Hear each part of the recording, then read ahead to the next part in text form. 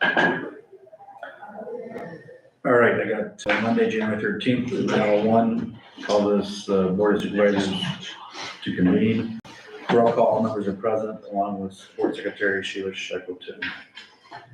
Is there a motion to approve the agenda for today, January 13th? So. Third. Motion by Scott, second by Travis to approve the agenda as presented, January 13th. Any discussion? Not hearing any, all in favor say aye. Aye. Aye, anybody opposed, motion is carried. Approve the minutes from January 6th and January 7th. I combined them. You guys all got copies of them last week, and you didn't see any changes.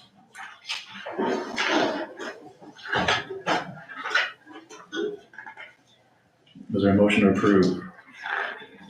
So. Second. Got a motion by Steve, second by Scott to approve the minutes of the board on January 6th and January 7th. Any discussion? Not hearing any, all in favor say aye. Aye. Opposed? Motion is carried. We are gonna do the first closed session, like right after public comment, so we can get that out of the way. You guys want to approve quarterly reports for the, we'll do the sheriff inside his agenda, so.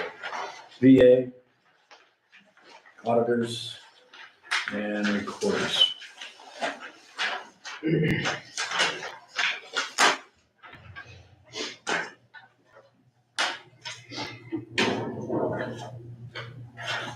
So we need to see them.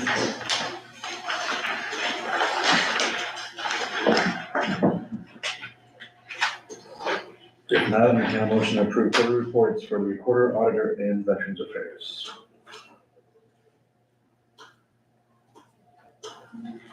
So. Second.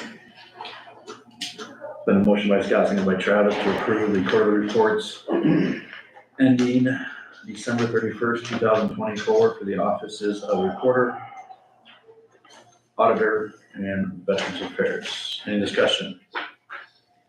Not hearing any, all in favor say aye. Aye. Aye, opposed, motion is carried, thank you.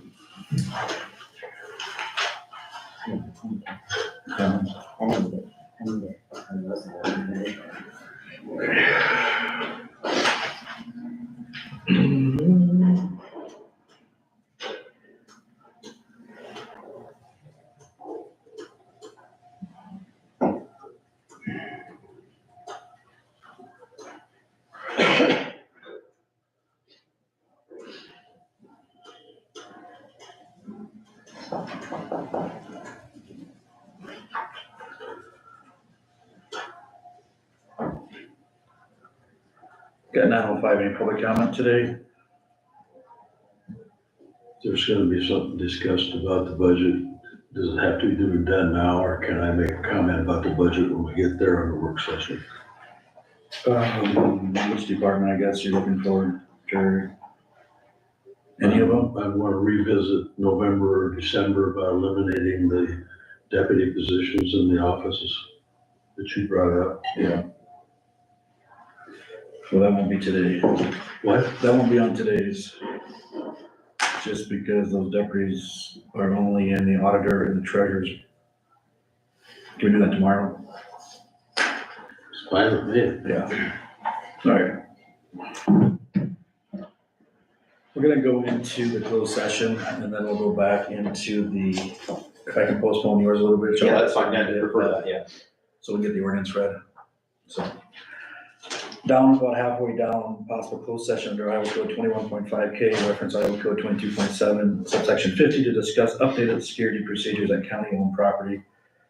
I requested this to get an update on some issues, so. Is there a motion to enter closed session? Cool. Is there a second? Second. Been a motion by Travis, second by Steve, to enter closed session. Under code section 21.5K, reference Iowa Code 22.7, subsection 50. Any discussion? Roll call, Travis. Aye. Steve. Aye. Isaac. Aye. Scott. Aye. Jake. Aye. The only ones we want in here is Shaver, and Jeff, and David. This should be very short, I believe, so. Put this on here. Yep.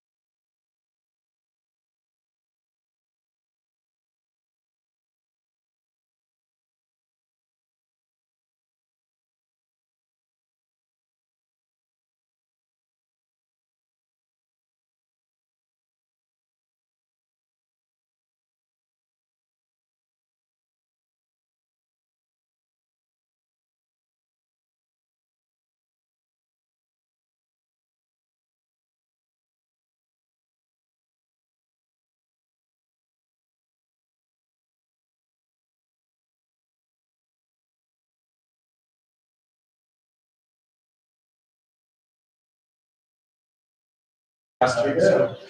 We're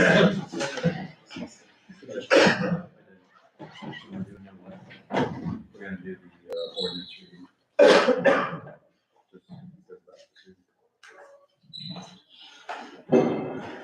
All right, I got 9:19, we're back in open session. There was no action in that closed session today. Move down to consideration of ordinance 11-1 for the division of revenues under section 403-19 Code of Iowa for CWEC urban renewal plan, the second reading. If you guys remember last Tuesday, we had the first reading of the ordinance.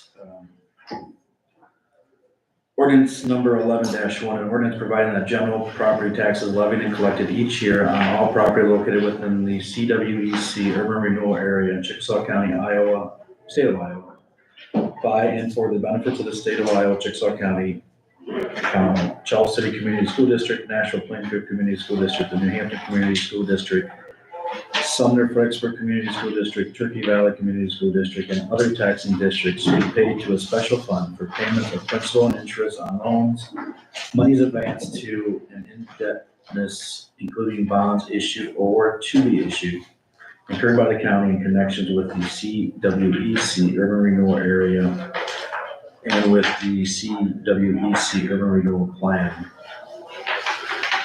We passed the resolution last Tuesday also. Parcels are all listed on pages 2 and 3. Legal descriptions on page 3, 4, 5, 6, 7, 8. And 9 and 10 is the signature page. I have not heard anything from the public about this second reading. It was on the website. It's on our agenda. Do you guys want to suspend the third reading or pass and approve today for publication?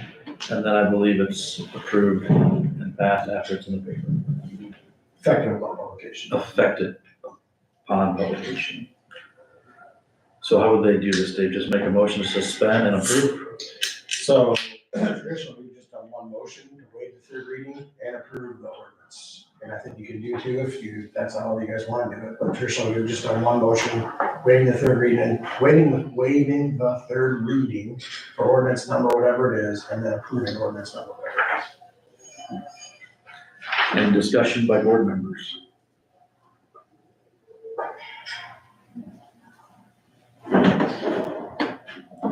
Any questions about ordinance number 11-1?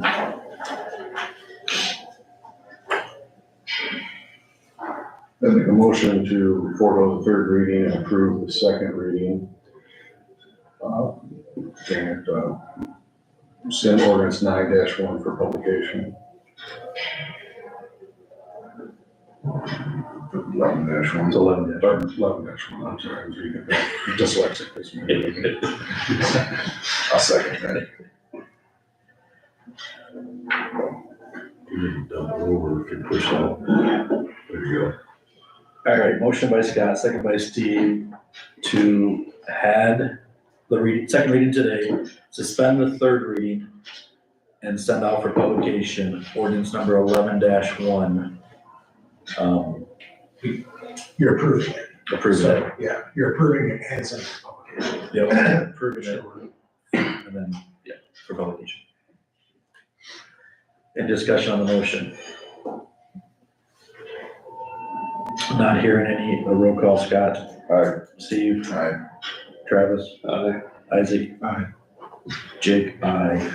Motion is carried. So can you, put that on paper Thursday and Friday? I can do that,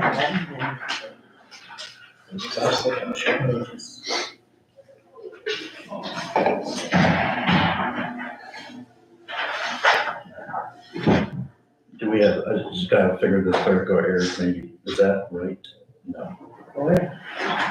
So in my copy of the ordinance, I think that has to be dated last week. You got the new one, perfect. So this is the old, this is the old. As you gave one correct. Yeah.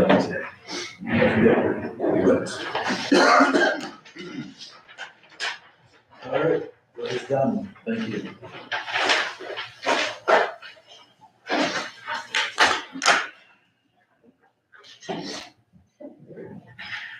Just a little bit update on that. I have reached out to Travis Squires. Me and him have a phone call tomorrow at 1:30 to see what the next step is to start the potential bond issue. Since we do have county debt currently on this urban renewal plan, if it's best advised to go out and see what we can do for projects and get some projects going potentially next fiscal year. So maybe he'll come up and give a presentation of where he's at with the whole urban renewal plan also. So that is tomorrow at 1:30 for me. 9:25, meet with Sheriff Ryan Shawver, discuss FY 25-26 budget. We'll move these around a little bit. Can we get a motion to approve his quarterly report? Since I have it in front of me, we need to see it. If not, is there a motion to approve the Sheriff's Office quarterly report ending December 31st, 2024?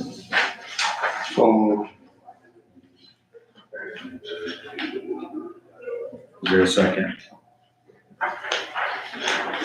Second. So then a motion by Travis, second by Steve to approve the quarterly report ending 12/31/24 for the Office of Chickasaw County Sheriff. Any discussion? The Jacob needs to help you. Yeah. Check this out. There's no discussion. All in favor, say aye. Aye. Aye. Anybody opposed? Motion is carried. Mr. Shaw, you want to close session before budget, during budget? I can start and then, so everybody's got a copy of my budget. I think we'll. I'm gonna try to put it up there on the screen. Yeah, yep. That way people can understand why I'm asking for it. Yes, that's right. We're gonna close it. You gotta click that. Yeah. There. See. I didn't get this one. Yeah. So then put the budget up there.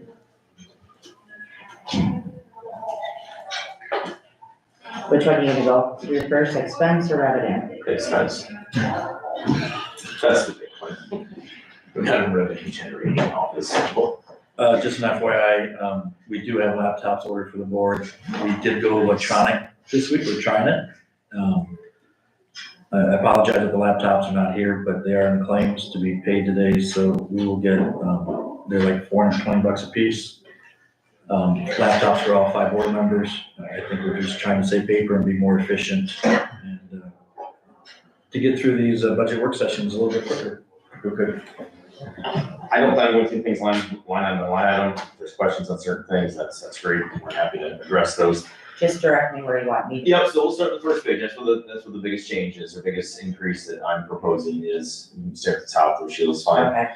So in Uniform Patrol Services, I know I've been up before, many members of this board, Isaac's new here, so I'll hear it for the first time. I'm requesting to add a deputy position this year, or next year.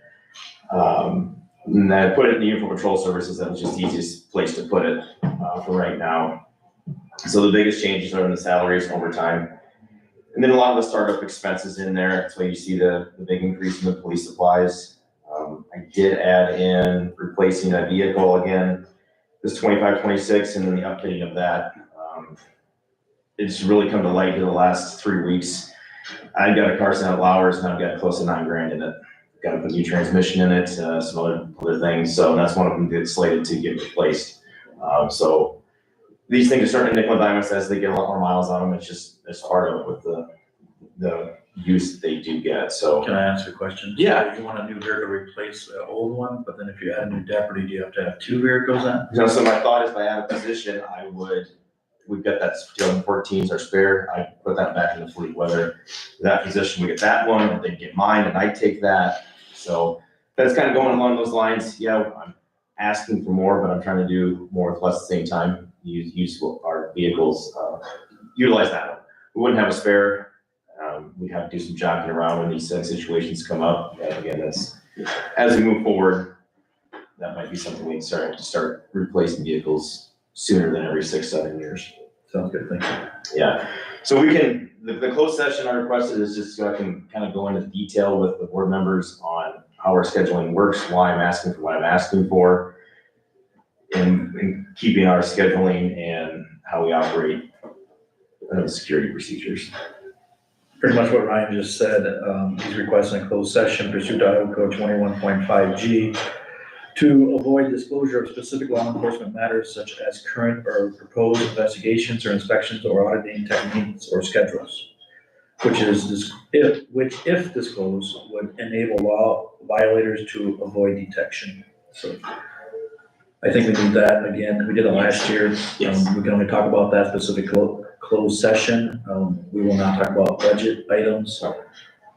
I think Mr. Shawer needs to tell the 5 board members, especially since we have a new one, the reason for this budget item. So, Just so we're clear for everyone that's listening and sitting in your room, the discussion about actually potentially adding one will take place after the closed session. This will Correct. only be limited to discussion of some of the underlying reasons and the timing and those types of issues. So Yes. you won't miss the discussion. No, absolutely not. is there a motion to enter closed session for Pacific Code Section 21.5G? So,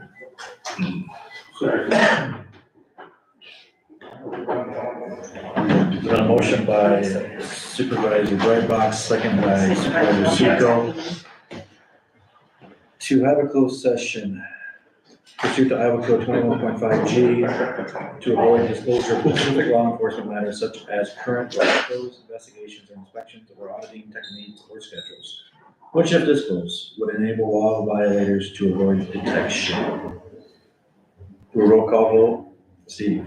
Aye. Travis? Isaac? Steve, Scott? Aye. Jake, all aye. Right. Switch some stuff over here.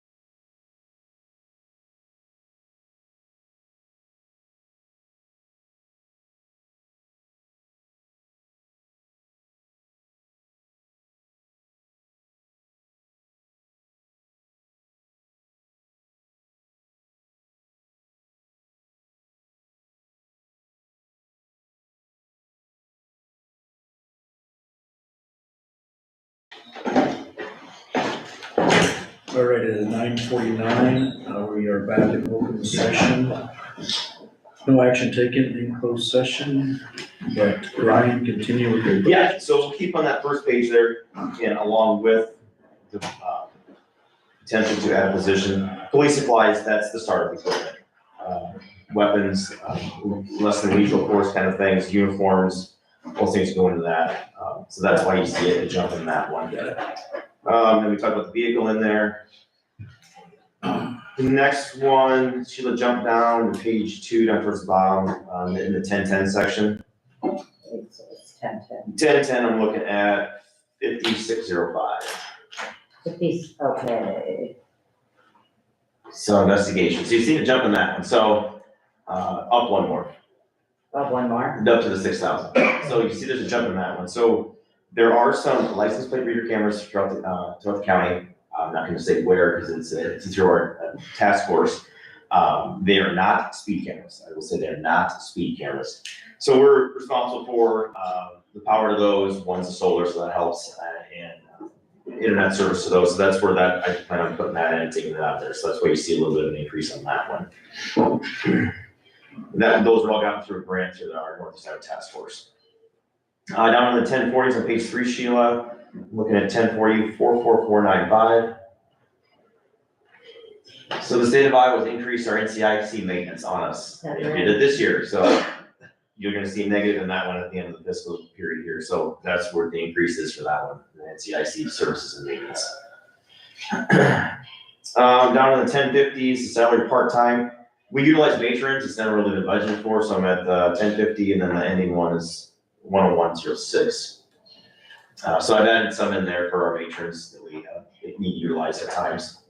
It's just never really been budgeted for before, we can absorb it, but I thought I'd just put it in there for everybody to see. Then there's just general increases a little bit here and there, just because everything does increase a little bit, no huge jumps. I'm trying to highlight the huge jump, the bigger jump ones. On the 1060, 10400, overtime shift pay, that's more for our clerk.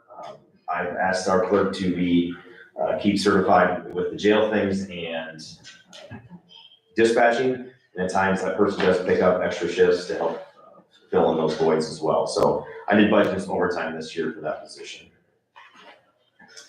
Down to the 1060s on page 5, 50400, police-related services. We don't know what's gonna happen with mental health transports. I know Jake has talked about this before with county social services. If we have to start picking up those, still utilizing the transport companies, but if we start picking up those fees, I just built it into there, put it in police-related service, so that's why before you've seen zeros, now there's a segment in there for that, if that does happen.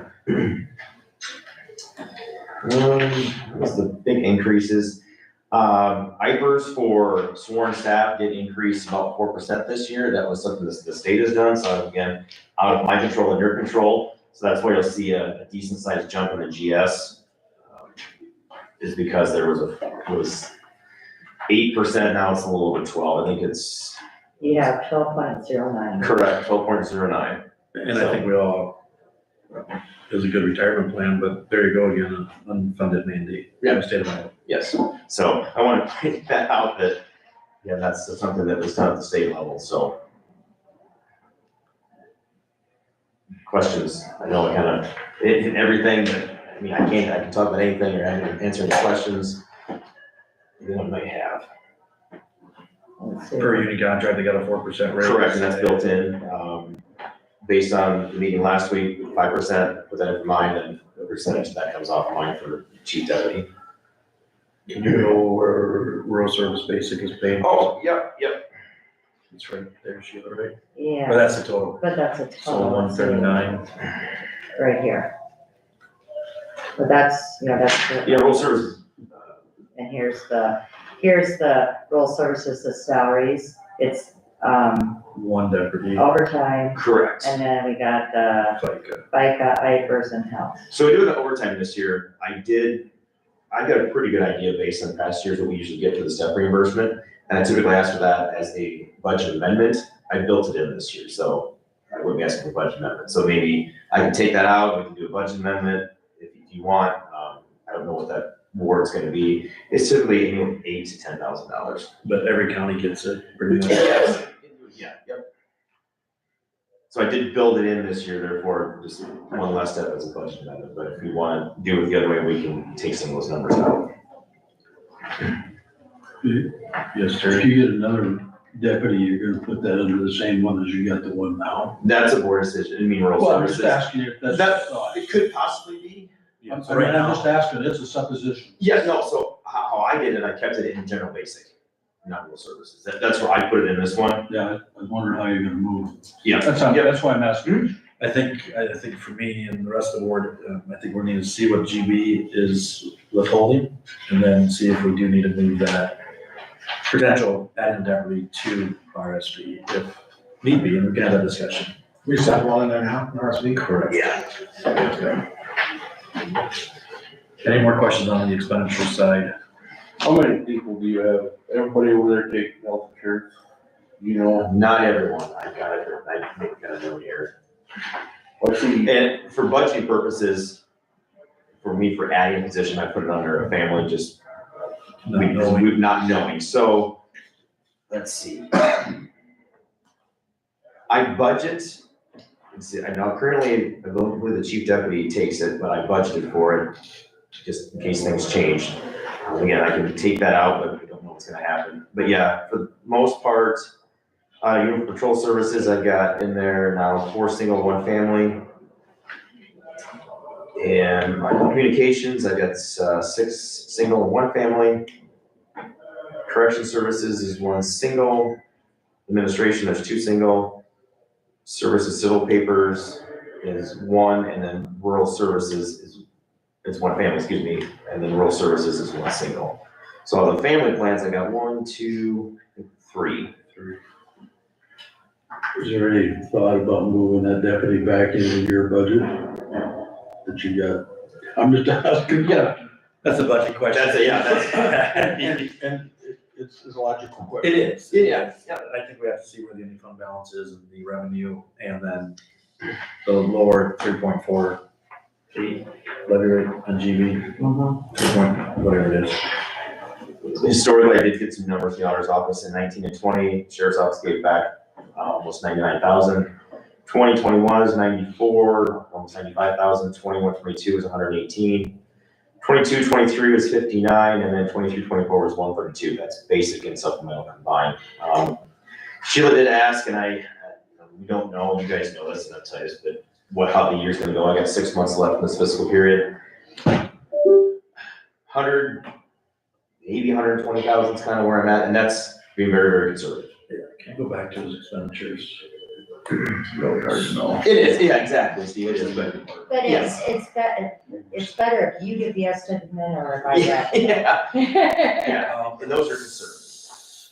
What's your percentage change then for your whole budget, you know? Oh. Off the,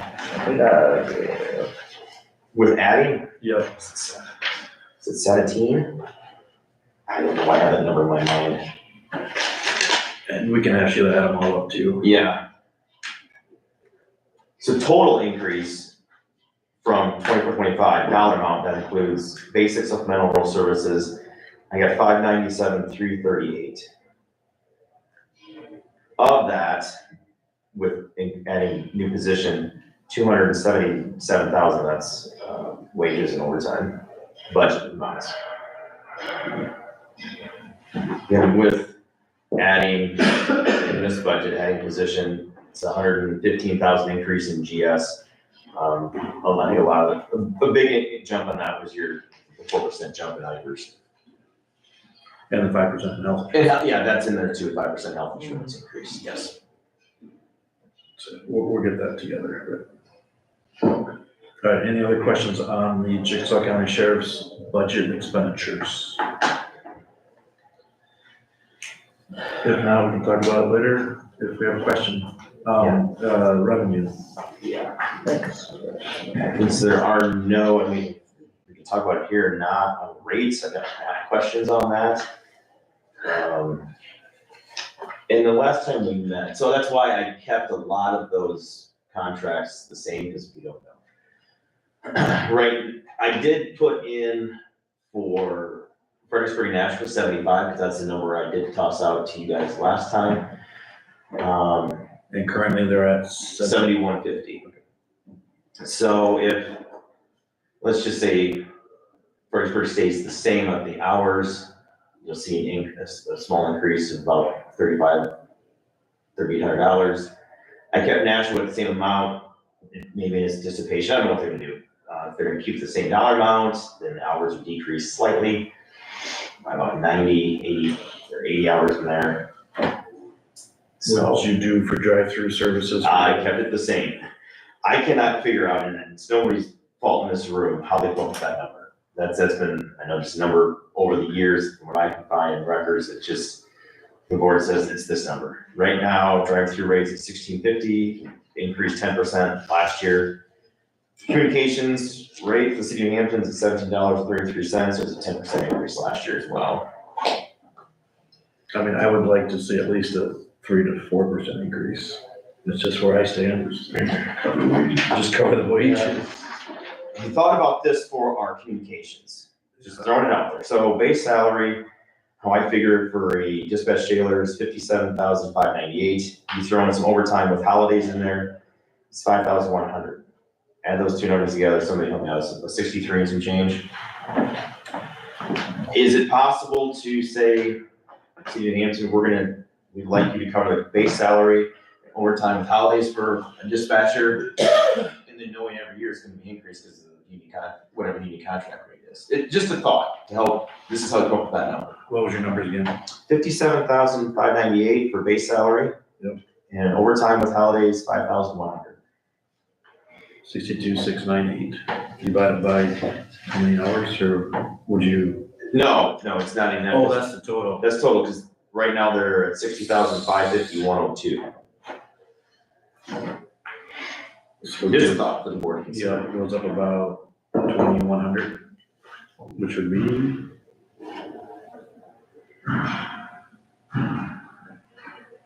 3.5%. There you go. Just a thought for you guys to think about. And then we know for next year, well, it's 4% on base, and then figure out overtime and stuff for me to figure out. Yeah, like I said, I'd be anywhere from that 3 to 4. As far as hourly rate for our contract towns, I'm still comfortable with that 75. I don't like setting rates, but that includes, and I can just forward this to you guys as well, staff cost breakdown, salary, overtime. Fuel's in there, vehicle maintenance, puts in tires for vehicles, uniforms, police supplies, vehicle replacement every 8 years, health insurance, like diapers, includes all of that in there. Guys okay with 75 for the 2 contract services? I mean, he has to negotiate this with city councils. I'm okay with it. 75 works. Yeah, 75. And If I then, get any questions or negotiations, I'll come back to this board. and then 3% potentially for dispatch, or you guys want 3.5? I just make it 3.18. That'd be, it's 69 cents, right? 3.5%, Oh, gotcha, I didn't do that. What'd you say it was? 69 cents. So from 1733 to 18 even? Yeah. So it'd be like a little bit, 3.4, 3.3. Yeah, somewhere in there. Travis likes even numbers. $18. It's $18 times population, right? Correct. Yeah, so that's based on population. And the population in Hampton, 3,000. it goes by the 2020 census still. 3,494. I missed my 2. What about the drive-through for the other outlying towns? Right now it's 1650.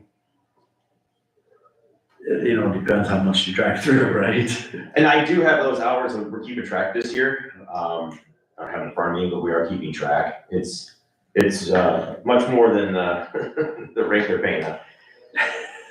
Right now, the current cost for Alta Vista was $3,746, and I can give you these guys numbers. North Washington was $1,848, Bassett $743, Ionia is $3,729, and Lawler's $6,699. You wanna explain, some counties are way higher than that? Some counties are way higher, some counties way lower too, yeah. There's some counties that don't do it, it's basic service. So your hours are a lot more than what they're paying, you say? Just based on drive-through when we're there, when we potentially get calls for service, patrol times, yeah, if you put it out at our current hourly rate, yeah, it's definitely a lot more. Well, less than $75 an hour. So some of the argument I do here is always citizens do pay GB and GS taxes, which funds my office, so, yeah. I don't set rates, you guys do. Well, 3.5% would be 1708. I don't know if that's, we gotta cover, It's not even a number. we gotta cover the cost of increase in labor. Wages are up 4, I'm just, yeah. And equipment, everything else. If we go up a quarter, 1675. And that's the other thing, population is usually decreasing, the only one that was for expert in the 2020 census, so.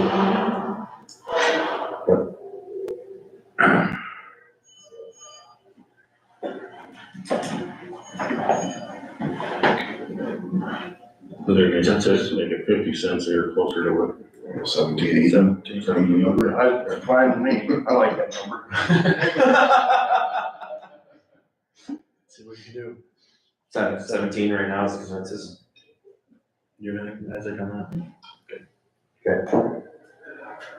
The solid revenues, we got fuel tax, driver's license fees. And then, did you put any of your, yeah, there's your step program. There it is. Yeah.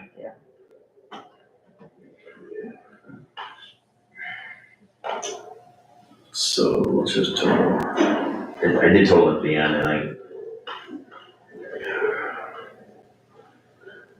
bottom of this one, Sheila, is it 308, 841? Yeah. It's relatively similar. Again, I use those numbers, these numbers from last year, so you'll see a slight increase. Yeah, All right, any questions on revenue that can offset the tax? No, I don't hear any, so let's. you wanna go through there? Yep, we can open up, we don't do the dairy program anymore, so you can see zeros across the board there. Okay, Okay, that was easy. Yep. Oh, Whoops, wrong one, sorry. Other counties doing there yet? There's a few. I know the city of Hampton's picking it back up. We still get in the schools and do things, we just don't do that dairy curriculum. Nothing against it, it's just, we'd like to do something different.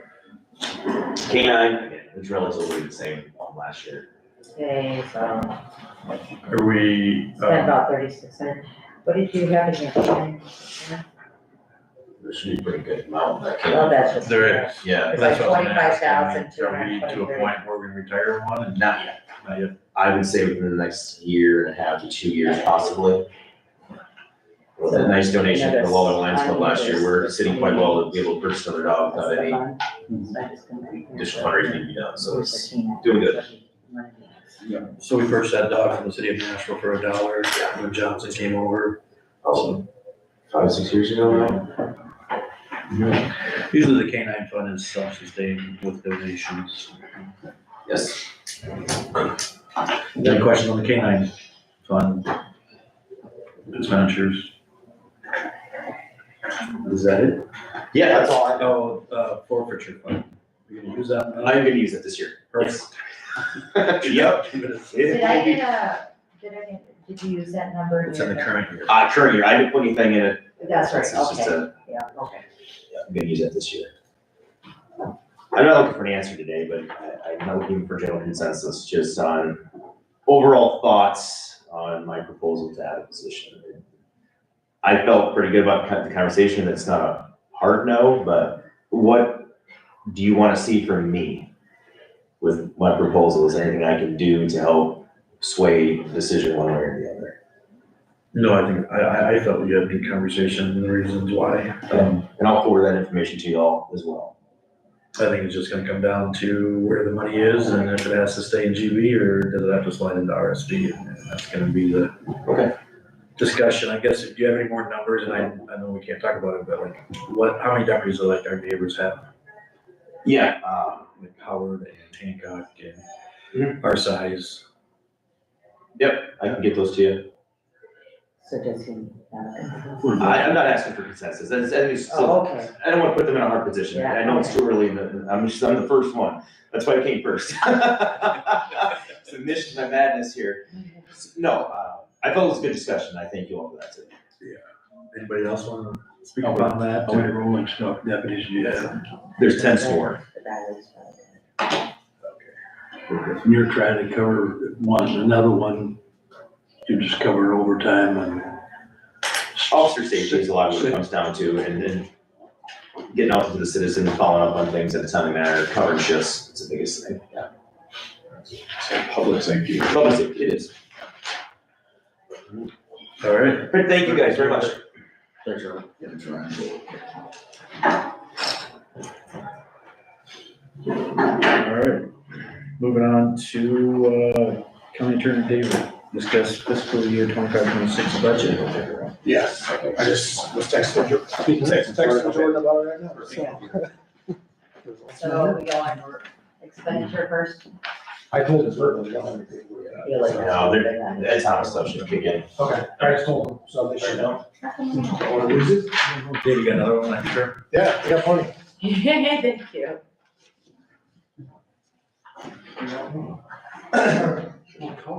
No color today. Budget cuts. All right, now, so mine should be relatively straightforward, I think. Maybe you have a bunch of questions for me, I don't know, but off the top, keeping with the first request from Sheila's office, I believe a rough estimate, again, looks like Ryan, that's probably conservative, $50,000 is what I anticipate giving back to GB this year, 50K. And that's largely because we got rid of the assistant after 1 month. We did end up paying him for budget purposes, 3 months, because it comes out of last year's budget, so we paid in arrears. So, but it's about $50,000, I believe we'll get back. So this is my budget. I just think it's easier to put on a summary page for me to see when I was putting it together. So start at the top, obviously, that's the proposed salary for me for the next fiscal year. There's just 2 people in my office, myself and Michelle, she's your clerk. That's the anticipated wage for her. I did put a 4% increase for her. I know when we were here last Monday, we kind of talked about numbers and you guys had said, let all the clerks kind of come in and talk about what they want. I put 4% for her for a couple of reasons. I know she just did get a $1 increase this fall. Number one, we're operating with less staff. Number two, I consider our office similar to law enforcement. So I think if the support staff on the law enforcement side got 4%, I feel like she should get 4%. I also think she's picked up extra duties and that her role is ever changing, particularly in the last couple of months. She wears many hats in the office. I'll just advocate for the 4% here while we're talking about it. You know, she does some of the traditional secretarial work as far as filing, paperwork, that kind of stuff. She also does administrative assistant work as far as managing my schedule and keeping the trains running on time. We do not have a victim witness coordinator in our office, like a lot of other counties do. We lean upon helping families to do that for referrals, and Michelle does some of that, contacting victims, that kind of stuff, so she wears that hat as well. She takes care of all the billing, all the claims, those types of things, so she kind of has the office administrator part of that, and she does the general work of answering the phone and taking care of that kind of stuff. So she also has been getting into the last couple of months, since my role has changed, more as a legal assistant, more of a paralegal. She's now preparing exhibits for me and getting those ready for trial, and she's working with witnesses and coordinating those schedules as well. So she wears a variety of hats in my office, and two of us will pull all the way. So that's my request. I'll leave it up to you guys. She's your employee. That's my recommendation. That's why I put in my budget was 4% for her. She does work 35 hours a week. Same as the rest of the folks in the courthouse. So those are obviously the 2 biggest expenses, my salary and then her wages.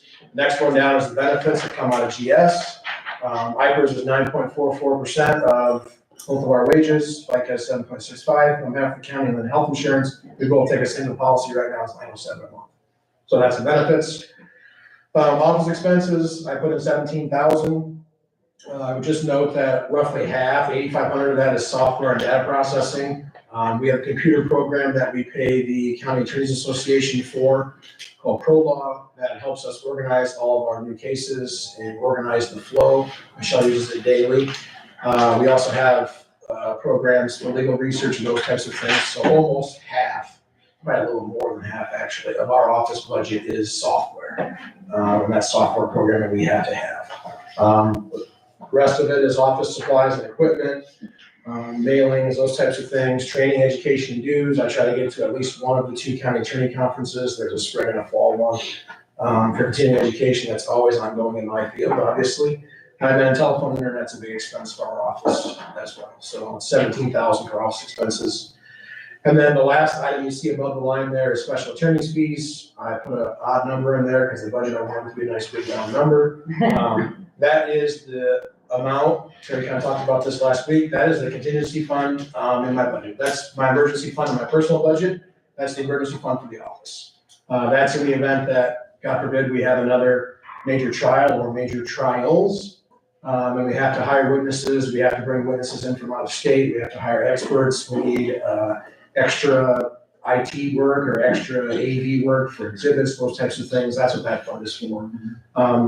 And it's not allocated right now. It sits in that fund. So if we don't use it, which I hope we never have to use it, it does come back to you guys. But that's kind of the fund for those types of emergency situations.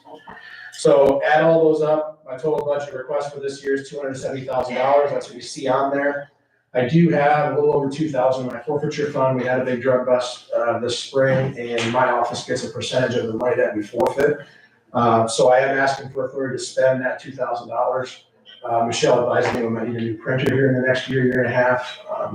Last year, we spent some money out of that fund and redid the conference room. So if you haven't been out there, we got a brand new conference table, which is nice for us to have meetings with victims, witnesses, anyone. In fact, we had a township trustees meeting out there over the holidays. It's a nice place to have a meeting.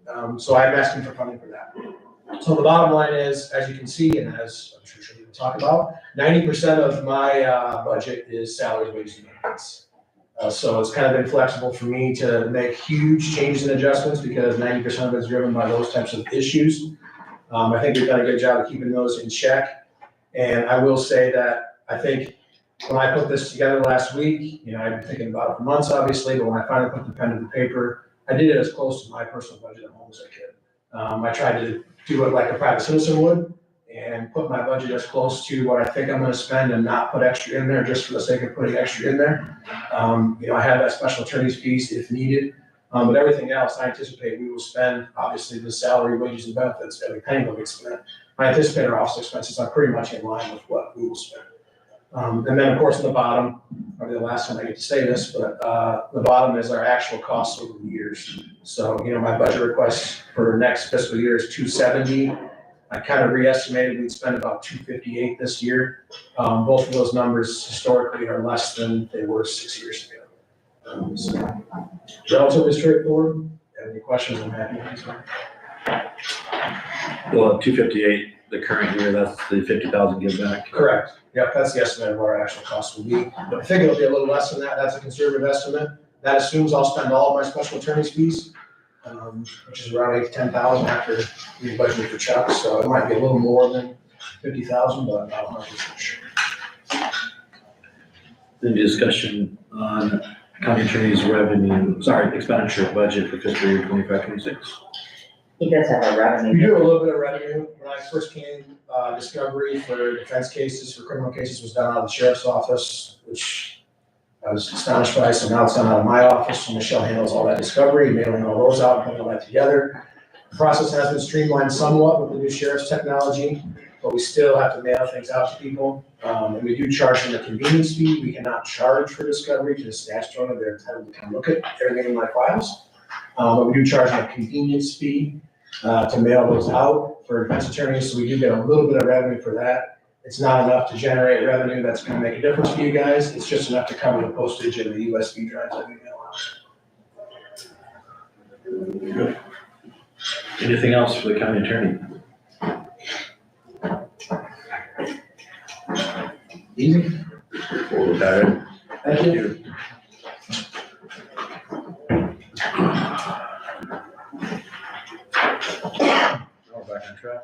still got a minute to spare.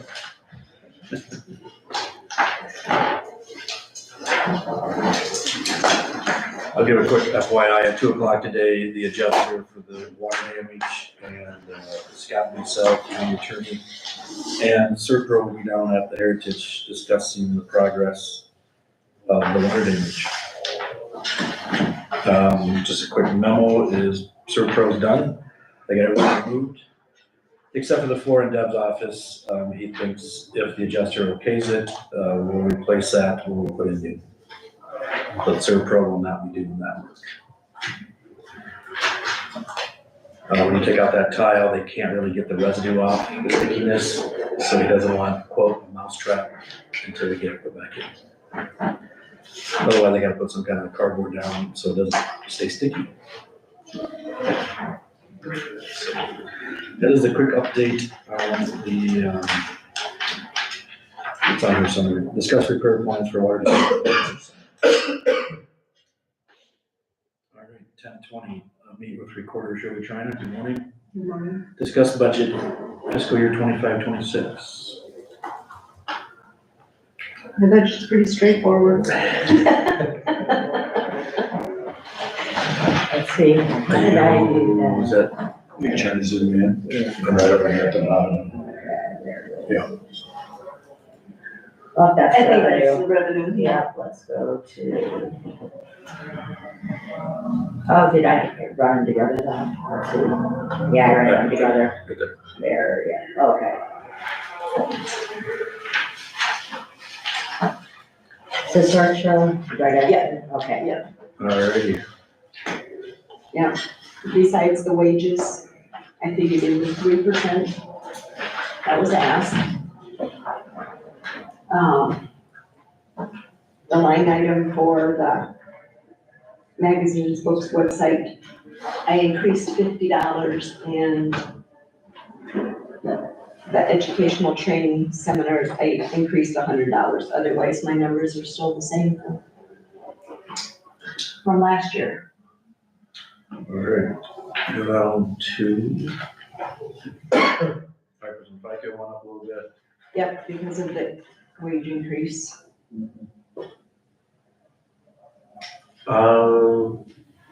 Is the insurance rate, Shirley? 5%? I thought it's, I'm not, you have two singles, right? Yes. So it should be 10,000, let's see Hey, here. what is the single number? 907 a month. Oh, it's 907. We times 2 times 12. Yeah, so David just presented 21,778. And you have 23,65. That's what I came to. Just double checking, it just caught my eyes. 2167 Let's see, was last year's. 907. Somebody, So it's two singles, right? And that's what I know. I don't know. That's what I'm just asking. Isn't So that it should be 21,768. plus $10 for the ACA, Oh. whatever that extra Yeah, the IRS. line item is? So I think you're a little bit high, Shirley. Okay, How would that be? so Because it's smaller than. 20, it's 907. That's what I put, maybe wasn't it 907, is that the number? Yeah, I'll have to look, I don't have Oh, no. okay, it's not a big deal. That's not a big what I deal. was given. Okay, So did you want to go to the revenue? is any other questions on the expenditure side? Like she said, it's very self-explanatory. She has a deputy in her office. All right, revenue, I guess. And 907, that was with 5%, correct? Correct. And I think did you add 5% to the 907? I think so, that's what I did. Okay, yeah, we'll double check it. Okay, here is the revenues.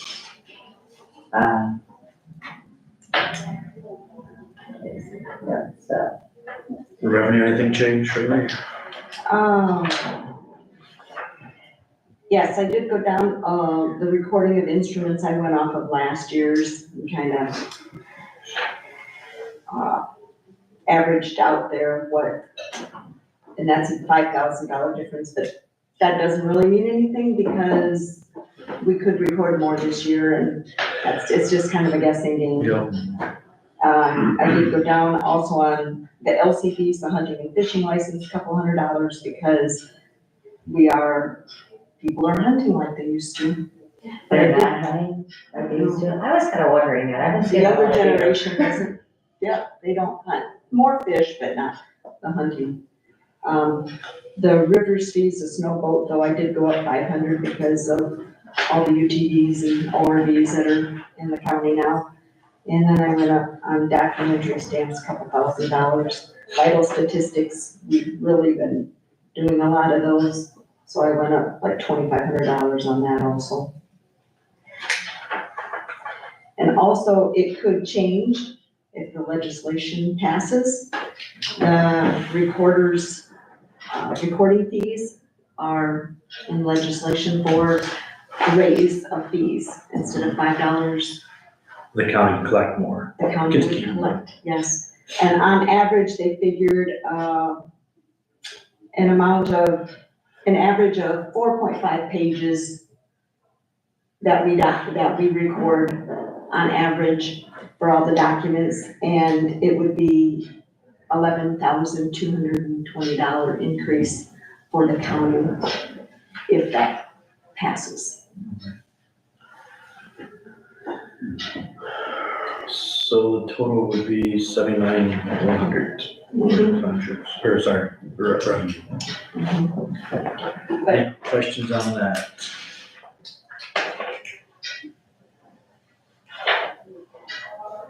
All right, the recorder's surcharge budget. Yeah. Okay, here it is. So she has another standalone restricted fund, pretty much. It's in her pooled cash, Isaac, under, It's Fund 24. there's a balance of 7,654 currently. So then she needs the ability to spend it. Go ahead, Shirley. Pretty much the same, 2,300 Yeah, and then 15,000. I put that in there last year only because I did redaction of documents. So, but it's mainly used for that. It's mainly used for document restoration or preservation. And then how do you get the fund in there? By collection of, There's $1, that's where, when you record a document, first page is $7, $5 of it is the recording fee, $1 is for the e-commerce fee, and $1 is for the surcharge. And that is possibly gonna be changed also. They want to change the surcharge to a $2 fee, so we can use that to offset some of our expenses for going to trainings or buying equipment for our offices, if we needed a new printer or something like that. would that go on the surcharge fund or would that go? Yes. It would, Mhm. so it would stay in the restricted fund. But we could only use it for those things. Mhm. Digitalization. Yes. Yeah. Anything else for the recorder's budget revenues or the? For the online part of that, Pardon? the online that we approved a Mhm. while ago, has that been, Yep, they are done with that now. We just have to now let our constituents know that that is out there for them available. When they call, some of them I have let know already that if they've called in for a document, that you can go to this website and sign up for this and get them that way, so. Anything else? Any questions for us? Yes, since I wasn't here, I do have some questions on how it was arrived at the 3% when the attorney had asked for 8 when we were up here. The sheriff had asked for 4 and you told him to figure 5, but then the recorder, auditor, and treasurer, you lowered to 3%. I can speak, it's the social security with the 2.5 is cost of living. That's why I thought about it through. That's me. I know Travis had said 4, he had, Well, I was just going off of, we give the union right, 1%, yeah. everybody wants it to be the same, so. I based it off the COLA and went with the 3 just because of the union contracts being at 4, trying to keep it somewhat in line, a little more than what the COLA was this year, but, you know, I just felt the 3 was where we could be. Yeah, it was better than what COLA was, I know. It wasn't 4, but Mhm. felt that was a fair number. Okay, I know Chad had mentioned too when he was up here, that you didn't have to show your work, but you do. David had sent you a letter out in July saying that if that bill passed, you had to show your work. I can So- type something out. I mean, I'm just That's why letting, I I'm questioned just, it last week. I'm just letting you know that that is, you know, something that, I know you had mentioned also that you went off other counties and that they were 3%, most of them. Well, there are a few in our county that, or our district that have 3%, but the majority of them are 4 or more. I don't know that they're final decisions, but I just wanted you to remember, take into account that. For my office anyway, with just the 2 of us, we did it, and of course, we don't get to keep all of it because we have to send it into the state, but the total revenue that we took in through just the 2 of us working in there was over $380,000 last year.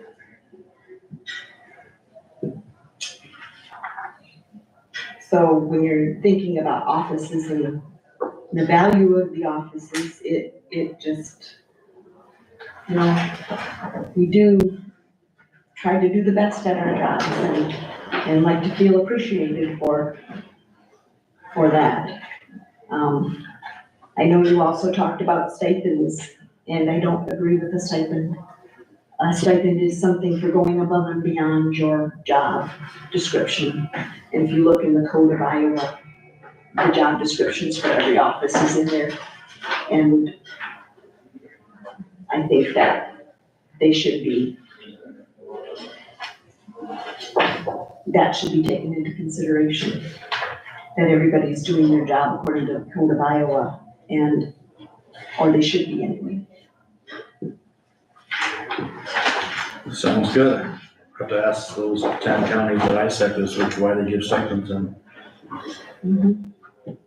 It is, it'd be a good question to ask, because what are they doing that is above and beyond that you can present to the taxpayers that they're earning or why they deserve that? is 911 service board secretary in the job description for auditor, you know?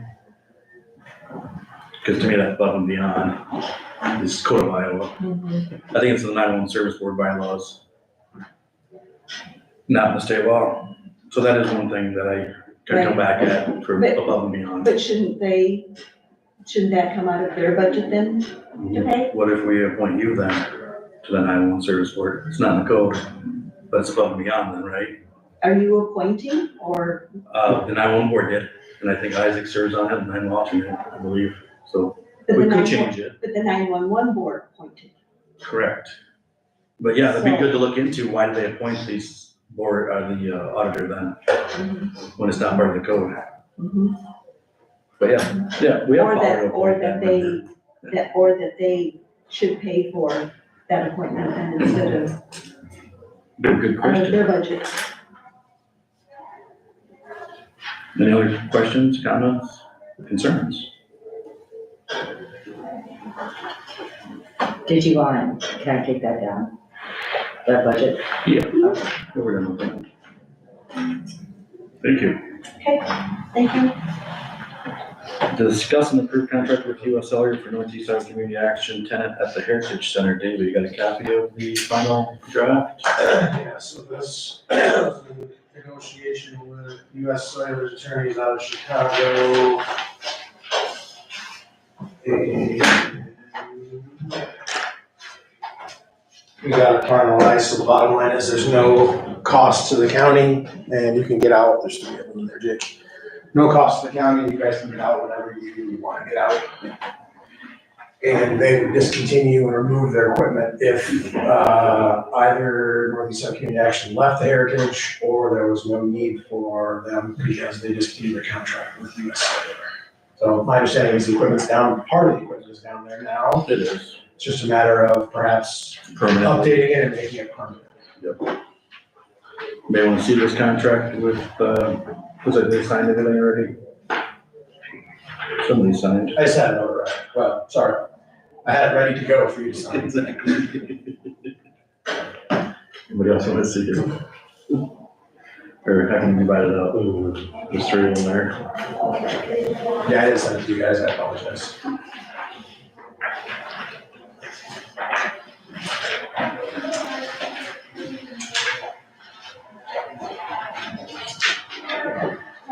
Thank you so much.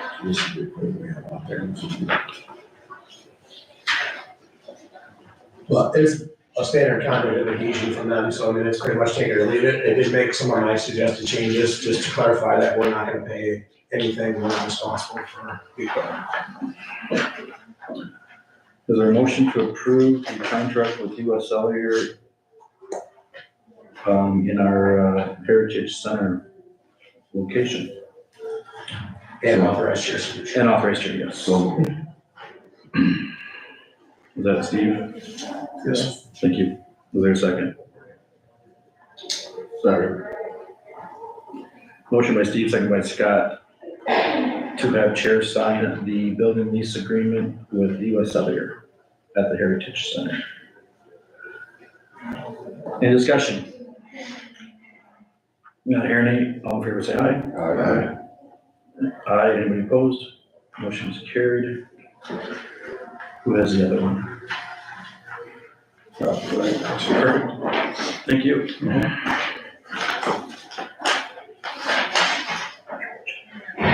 Review and approve Chickasaw County publication report for calendar year 2024 payroll. This again was all sent to you guys. Yeah. So this, on your approval, this will go to publication, and I sent this to everyone this Yep. week. Last year we started something new and I think it's great. I know people were asking for it to be added to their name, but we've had the discussion last year and the previous year, so we just put a little clause on the bottom. Chickasaw County also generally pays the following amount on behalf of each employee. FICA at 7.65, IPERS at either 8.51 or 9.44. Payment towards a group health insurance premium between $9,611 and $10,117, or the family numbers $17,351 and $18,590. So in this list is anybody that gets a paycheck, so that includes all county staff, trustees, clerks, assessor's office, EMA, and all the other county departments. Is there a motion to publish this in our temporary local papers, New Hampton and Nashville? Iowa code says they have to do it once a year.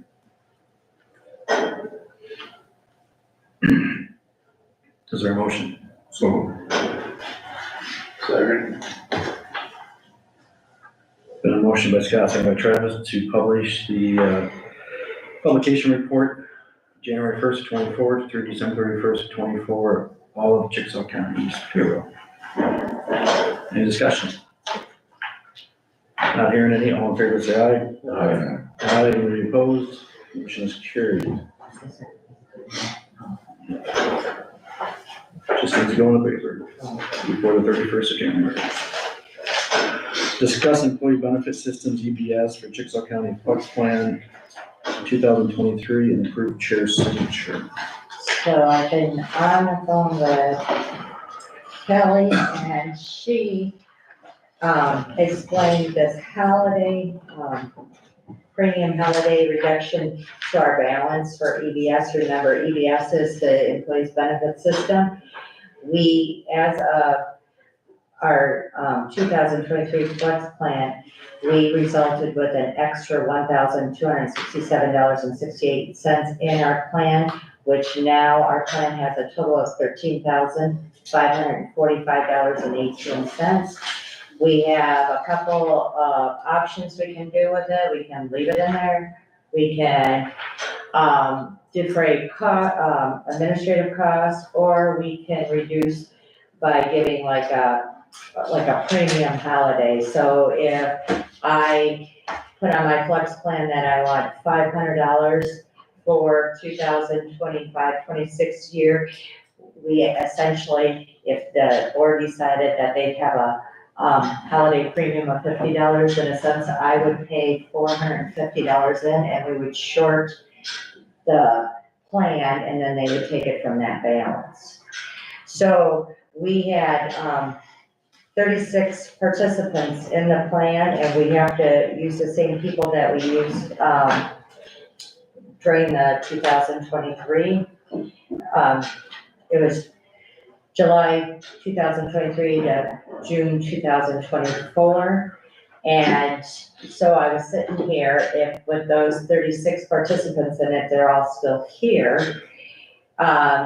If you gave like a $100 holiday premium, it would be $3,600. We would short the plan. Then our balance would be $9,945.18. But I'm just throwing a number out there. I'm looking for guidance from you guys to tell me if we are still doing the holiday plan. And second, and what amount are you thinking? What happens when they don't use it again next year? The same thing as what we're doing right now. And that's a good question. I think Iowa code addresses that, Sheila, on what you're supposed to do with them. They don't take their money, use it or lose it. I Right, think it addresses it. yeah, How it does. So it was discussed in here, so I think it needs a board decision on whether you're gonna use it or lose it So the problem is, and go from there, because it's pretty simple to me. yeah, we don't need to do the extension anymore, but the problem is this count keeps climbing. And I understand that, it And needs to be addressed. and that's what we're trying to do here, because the issue is if we don't do a premium holiday, it just stays in there. The administration fees, that comes out of the trust fund, I think we should elect to do that when open enrollment comes, that the administration for this part will come out of the EBS fund, because we have an excess of people's money here, moving forward. But we can't do that until Denise gets up here and we elect open enrollment again. But we're trying to figure out what do we do with this 13,000 at the end of beginning of July of 24. I can't see another way to do it. We've tried every option possible. My only thing is some of that money is people that took the plan in potentially 20, 21, 22. Are those people eligible for this premium holiday? I think you found out it's only the people that used it in 23. Yep, that's what they told me that I should use. But to me, some of that balance was there before 23. And actually, and depending on how much you wanted to use, if you really wanted to do the increase, the 1267 by the 37 people, which you would get rid of that money. The new money. Mhm. But there was a balance of prior to 23 flex plan here. So the key is, to me, is use it or lose it. That decision needs to be made. That was made, we just did a one-time thing. November 30th. Yeah. And some of them didn't even do it again. That's why there's a balance of 1267. Yeah, because it was much higher. What does the board feel? I mean, IRS says you can't put it to the trusts. The only option is premium holiday to the people that use it in flex plan 23. What's the Department of Revenue tell you? When I talked to the Department of Revenue, I did not talk to the EBS plan is the one, but what they said is that this is aligned with the IRS. That we could do this. What happens is, like, if I say I wanna take $500 out of my pay for flex, we would just take $450 out of my account if we did $50. So in a sense, I would be paying that tax on that 50. We would short the account is what we would do. So I don't think that shorten the account takes effect until July 1st.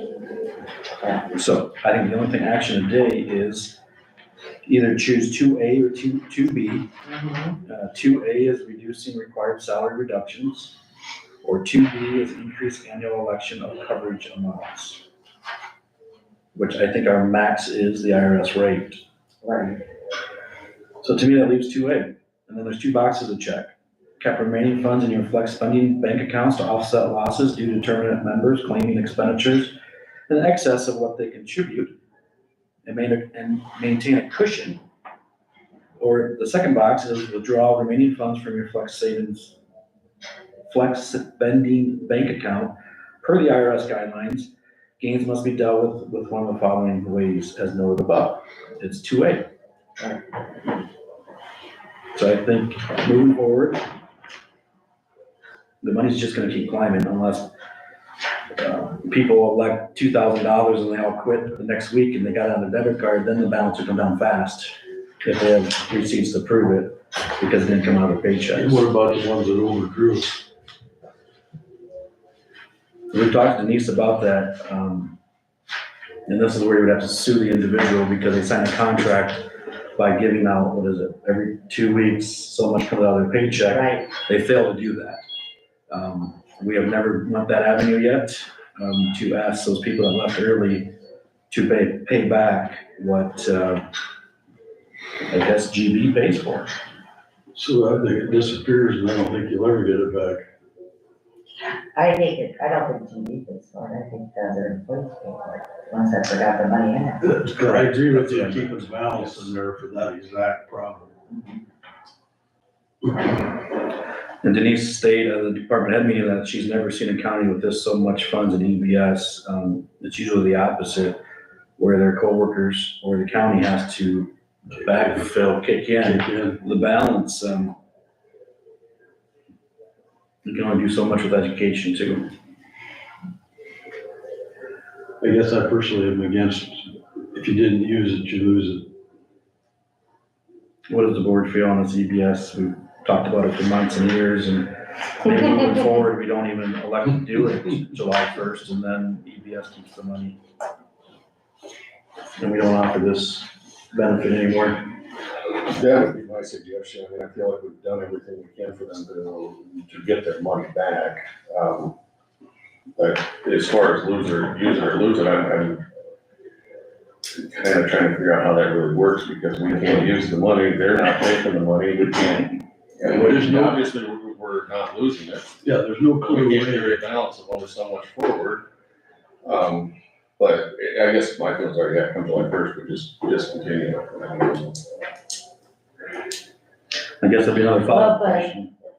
You're saying to like this discontinued flex? Yeah. Yeah, but how do we get the holiday premium then? You don't just lost it. You just lose it, oh, okay.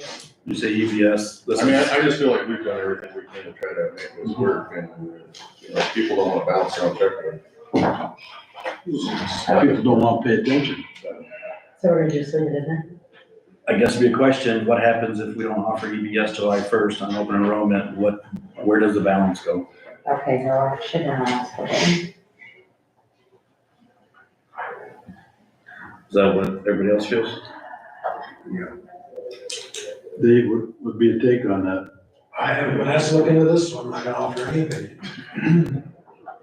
I just heard the discussions, but I haven't looked into it at all. To me, it would make sense to have Denise either sitting here in a warm chair or on the Zoom call to answer these questions and to make sure we're all on the same page. If you feel like we're getting fragmented information, that's just my opinion. That's what we pay her for, including her new fee coming next year. Fair enough.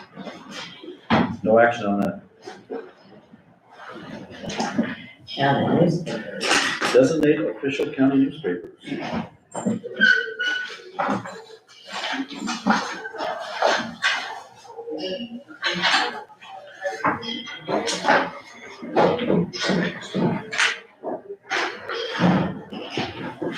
Do we leave a whole motion on the table that we designate temporarily?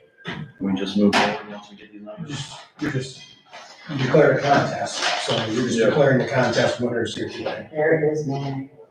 Fredericksburg, we tried to get on. Yep, so I was aware of this last week, like Thursday, Friday, that Fredericksburg didn't respond back, so I guess we only got two here. We have the New Hampshire Tribune and the National Reporter.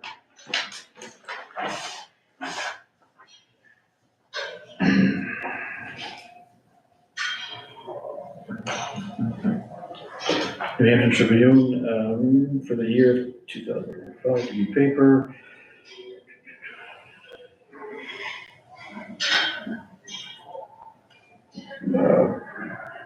Chickasaw County averaging 1,070 copies by the attached statement of ownership filed in September 2024. The total drops in the county are 240, totaling 1,310 copies of the Tribune are distributed every week in Chickasaw County. Additionally, this makes New Hampshire Tribune the largest general circulation newspaper serving Chickasaw County. You guys can see the copy if you want to of all people that get a New Hampshire paper.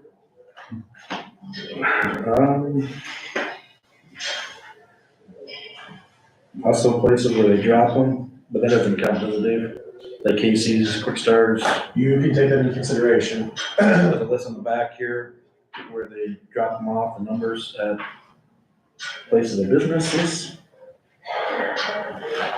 But I think we all consider that New Hampton is the largest.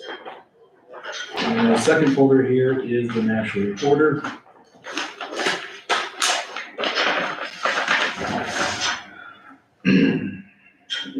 Their letter states publication has paid print circulation within Chickasaw County averaging 278 copies. The total drops in the county are 60, totally 338. Other reporter I distribute every week in Chickasaw County. Additionally, this makes the National Reporter the second largest general circulation of newspapers serving Chickasaw County. Again, here's a copy of all of them that National Reporter goes to. And then a list of 2 locations where they take it to businesses. Looks like Casey's and Quick Start National. Okay, what's this one? Have we fulfilled the duties of the state law? So I just want to ask, so someone contacted Vanguard Publishing and did we verify they got the email? Yep, we talked to them last week and they said that the person that we sent was gone and the other person said she would get stuff together.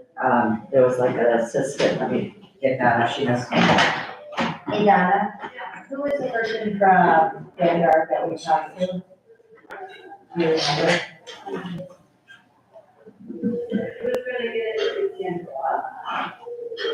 So it must have been Angela's assistant because she was gonna get the.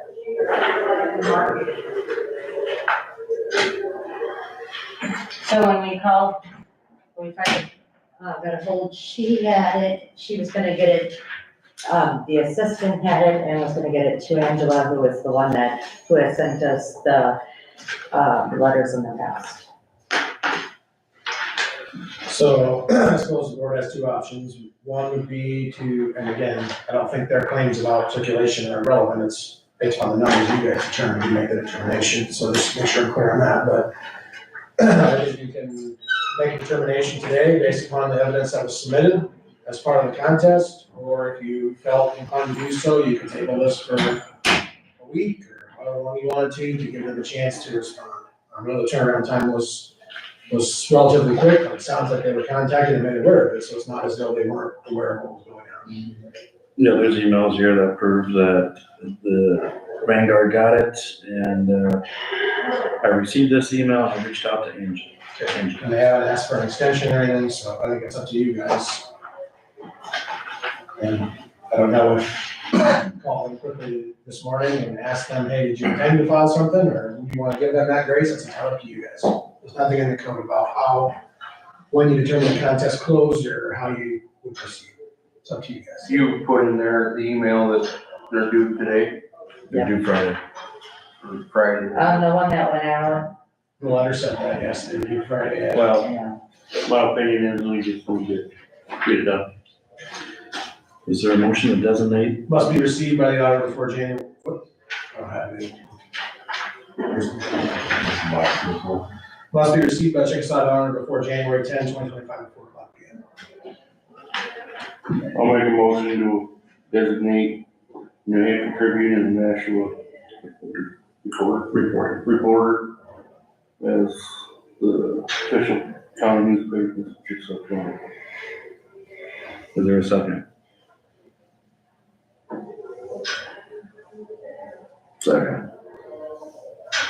Motion by Travis, second by Steve, to designate the official county newspapers as the New Hampton Tribune and the Nashua Reporter for calendar year 2025. Any discussion? Hearing none, all in favor say aye. Aye. Aye, anybody opposed? Motion is carried. Discuss applicant and appoint members to fill a vacancy to magistrate appointing commission term expiring December 31st of 2026. There was an individual that submitted some application. And you guys should have gotten. We did, yeah, the original one. All right, application was filed, looks like January 7th, Damian Baltus. His application was in the board packet last week. Do you want to see it again, or is there a motion to appoint? So I'm gonna back you up, I pulled this file this week and been working on it last week. So who do you show right now for appointed members to the National Appointing Commission? Magistrate, we have Scott McGregor. And Brad? Right here, he's at the magistrate of the. No, we're down here. So Scott McGregor and Brad Shipwreck. Okay, so I have a document, 2021 is the last thing the clerk could find, and they have Scott McGregor, Brad Shipwreck, and a couple of recruiters who they have, so. Colony no longer lives in the county. Okay. I think that's why she had to come on. Yeah, this hasn't been in 5 years, 4 years.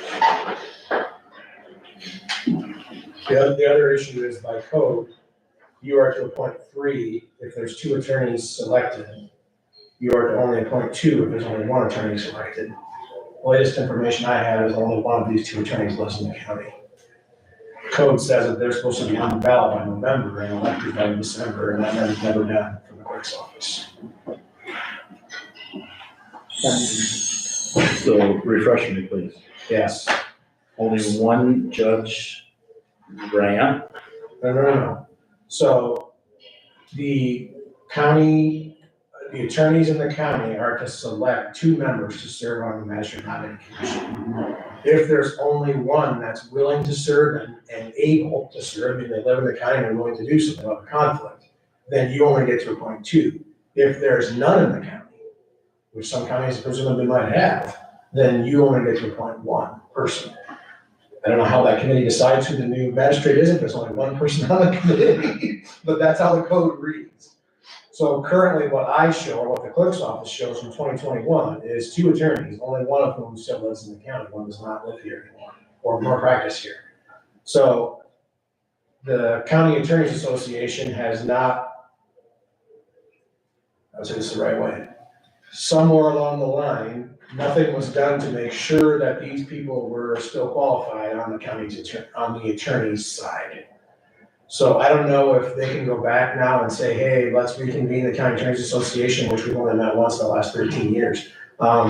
If we can go back and do that, and then now put someone on the ballot and have an actual election, because the time has passed by code. I don't know if this is a vacancy, you can still do that. I'm presuming you can. I'm fine with you appointing a 3rd person, then I just need to let the clerk's office know they need to get in gear here to, and/or the County Attorneys Association, which I'm by default president, to get someone appointed to that other slot. Because by code, if there's only 1, you only get 2. By code, if there's 2 attorneys, you get 3. So with us just having one magistrate, then we just need two people. No, it doesn't have the magistrate judges, it matters how many attorneys are on the commission. Yeah. So the old one that's on the directory, I don't know if this is even updated. We have Judge Stokoe, Kevin Kennedy, and Laura Folk. Correct, and she's practices in Cedar Rapids. So, and Kevin still has his license, obviously, they're retired, but it doesn't say, it's just you have to be active. So we have Judge Stokoe as chairperson. Correct, that's by code. That's like, Yeah, the chief judge appoints someone, he's our resident judge. So in theory, right now, I think Laura doesn't qualify to serve on the I commission. would agree. So in theory, right now, if Kevin's the only attorney that's appointed, you only get 2 appointees. So one of the suggestions would be perhaps we table this, and if he's interested, I'm glad he is. Yeah, we'll keep it on. And file. see if the county, see what the clerk's office is gonna take this next step here to get this court administration other slot filled. And if so, then you're gonna get a third, if not, you're only gonna have. That's fine by me. I guess they're going on their side first. But they're past the dates too, though. Or for an election. I don't know how that works if someone dies or becomes disabled or becomes disqualified or whatever reason is not eligible to serve, if they can have a special election to do so. I'll have to check with the court administration. All right, we'll table that. I'll follow that.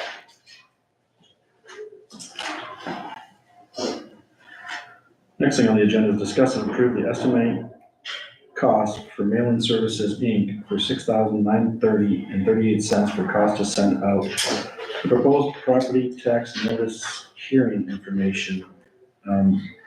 Just back up a little bit, this is the same service we used last year to help speed up the process of dropping them the file of all tax bodies that are required by law, and Sheila did reach out to them for a quote again. Sheila, do you want to present what you have found? So last year, we sent out 7,418 mailings.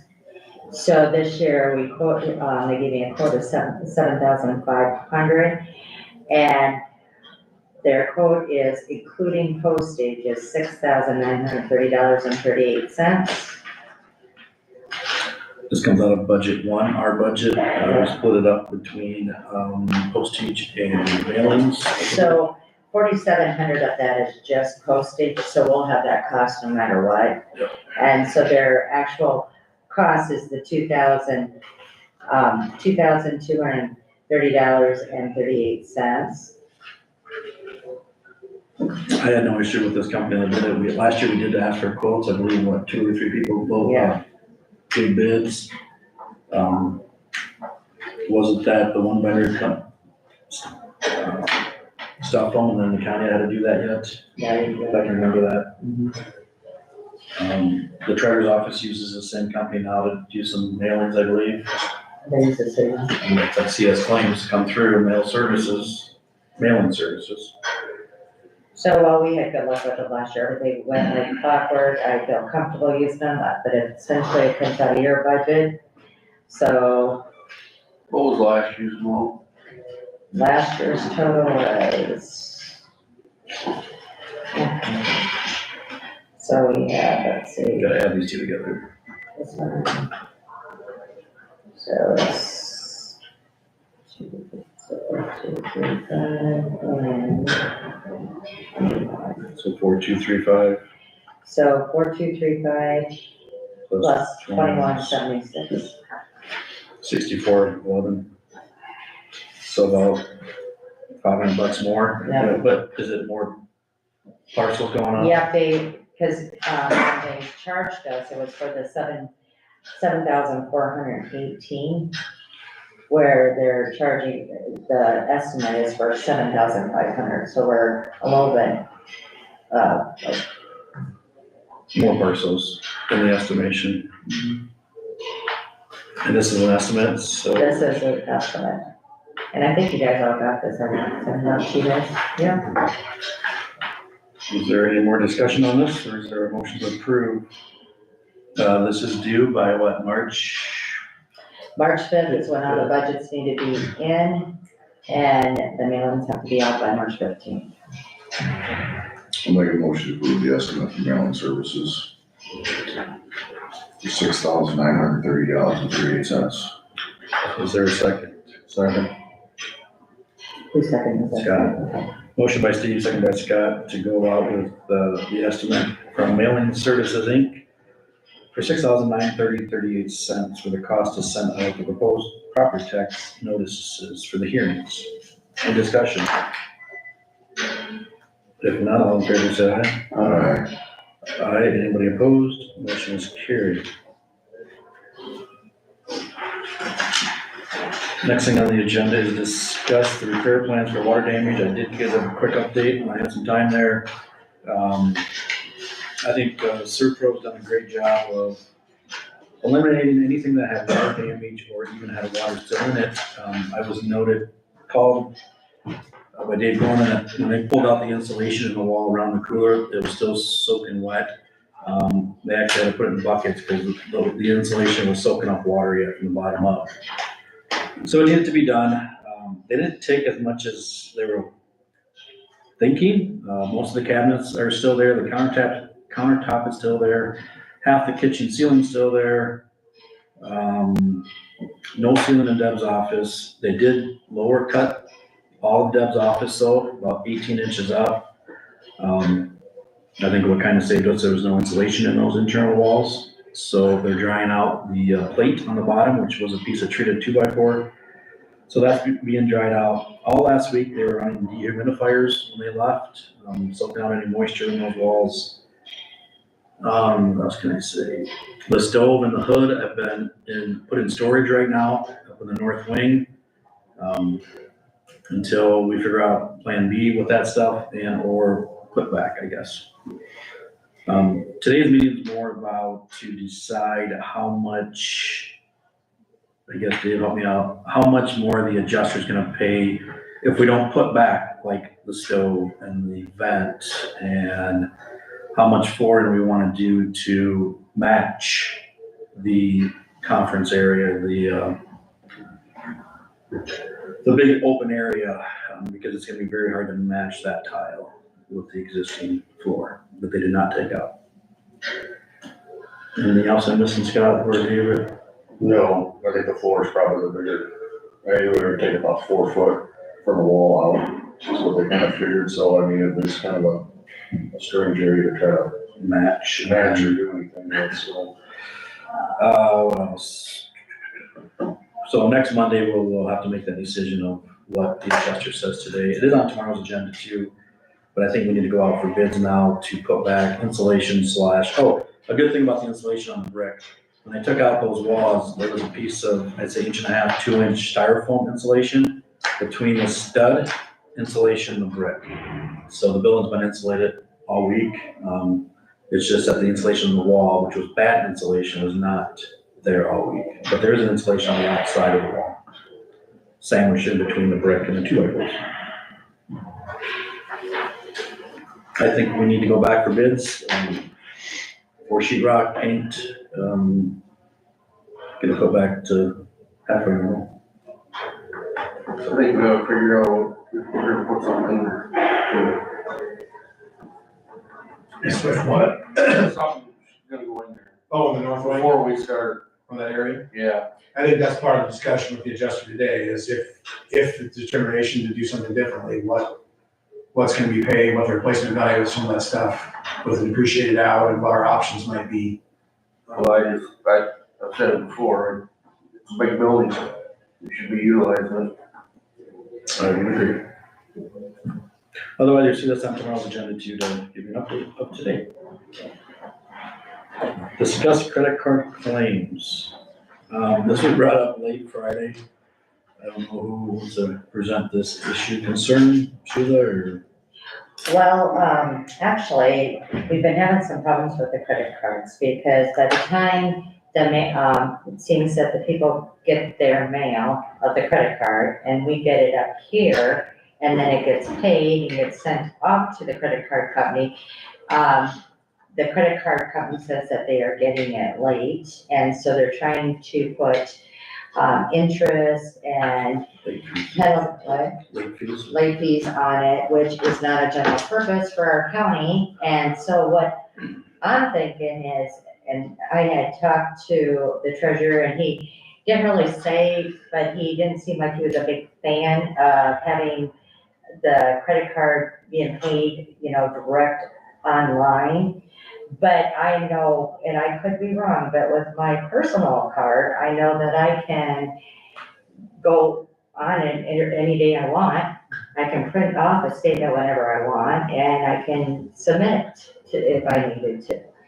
But I don't know what's going on here, if there's a problem with the credit card that they can't get online or what, but we just need to address it. So we were visiting with, I'll just say it, Secondary Roads office, an individual, that they request a statement after it's produced, emailed to them.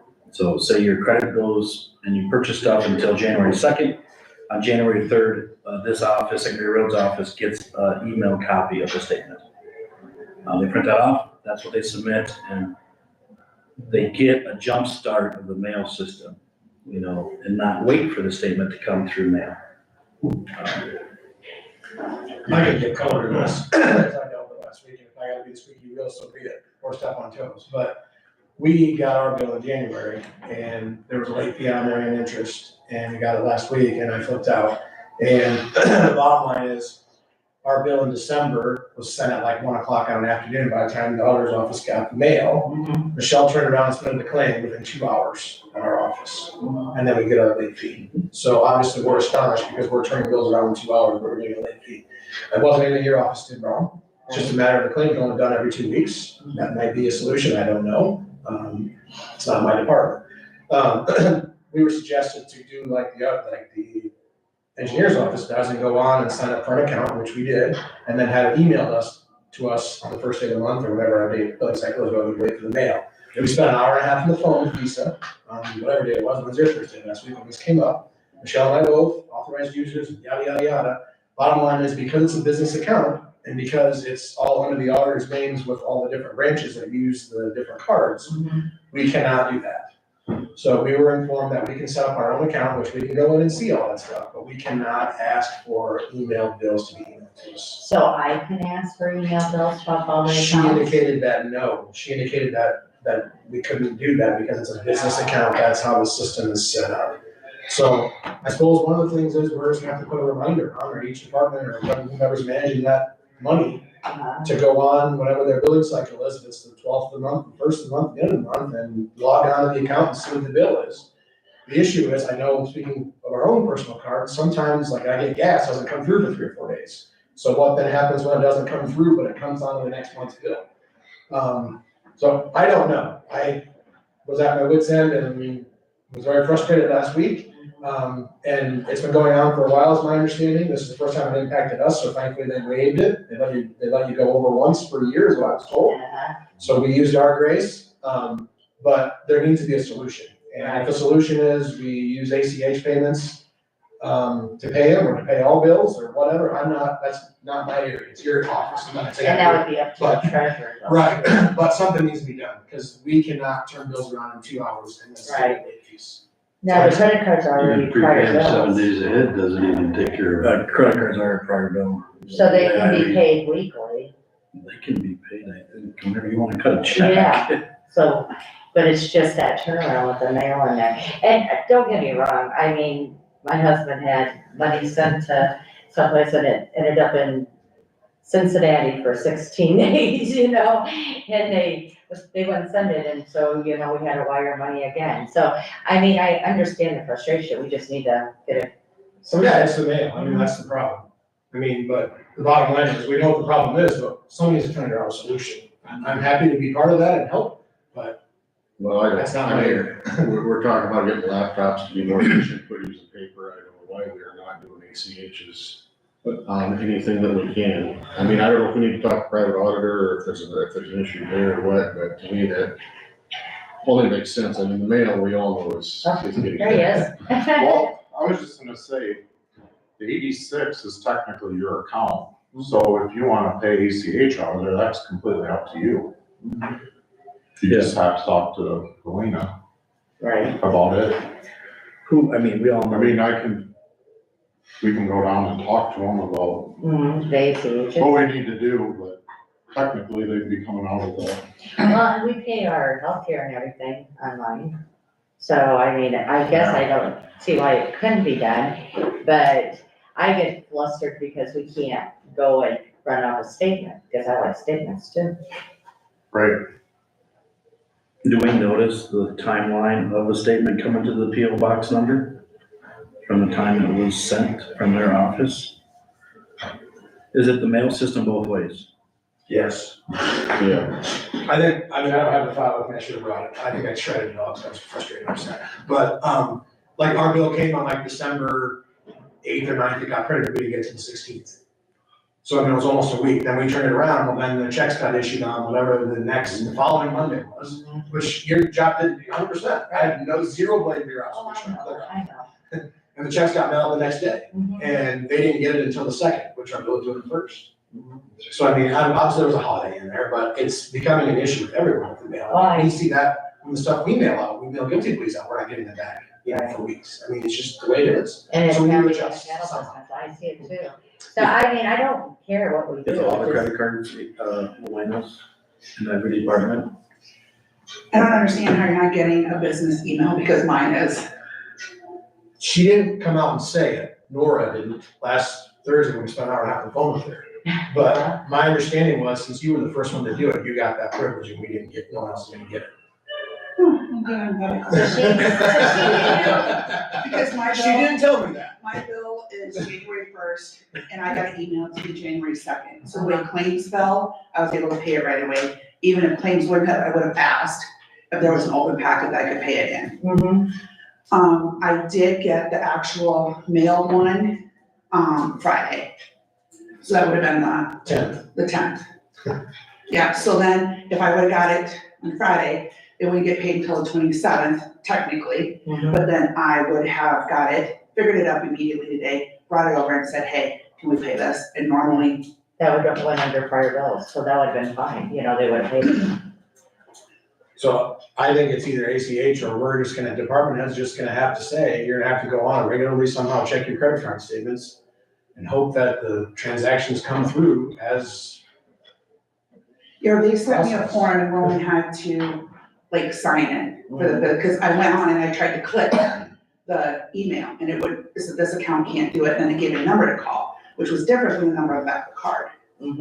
also you had to actually sign something to get it. Roman did, yeah. electronically.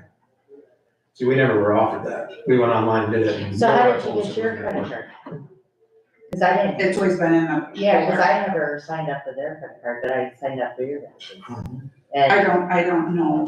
but now Denny always seems to have access to all his stuff on the credit card, and he's with that too. Cause he's always sending us stuff on the credit card that we owe this. and- So who else has had this problem?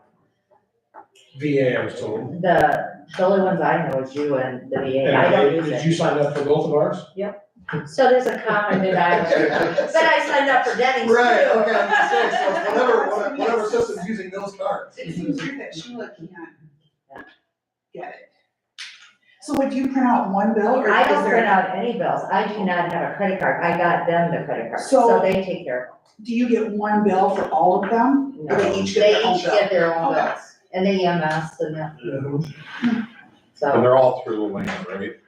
Cause I don't have one, so I don't really know. I think yours is Lorena. I don't know if that's Mine's- Lorena or Ours is Fidelity. through First Citizens. I was thinking Fidelity, I think ours is through Fidelity. yeah, I was thinking Don't quote me on Fidelity. that, but I think. Ours is First Citizens. So yours is Citizens First, what is that one? So who did you sign the ones up that are having trouble?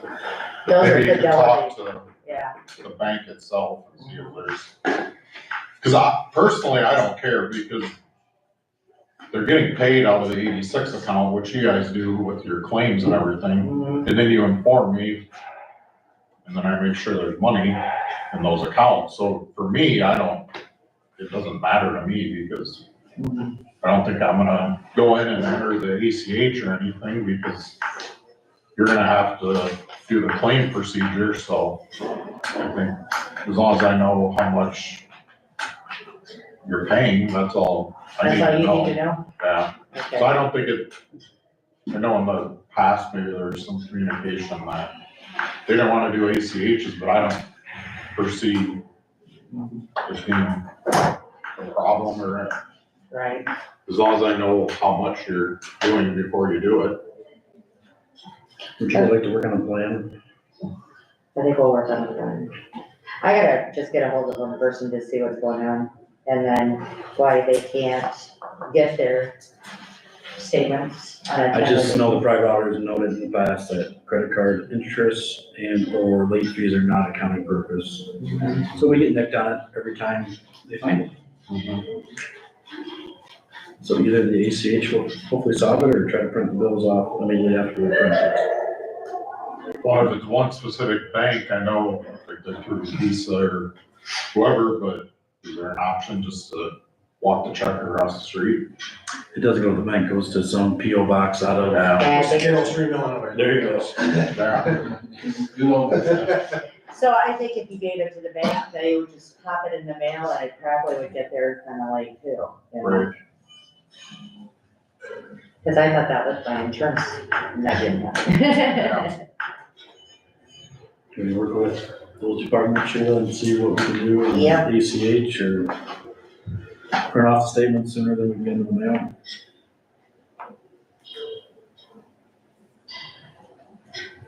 Thank you. Thank you guys. All right, move down to claims. We got 2 to act on. Payroll dated January 10th, 2025. So. Motion by Scott, second by Travis to approve the payroll claims dated January 10th, 2025. Any discussion? Hearing none, all in favor say aye. That was Scott and Travis. Scott and Travis, okay. I will vote aye. Motion, anybody opposed? Motion is carried. No prior bills this week, but we do have an amount of $97,724.41.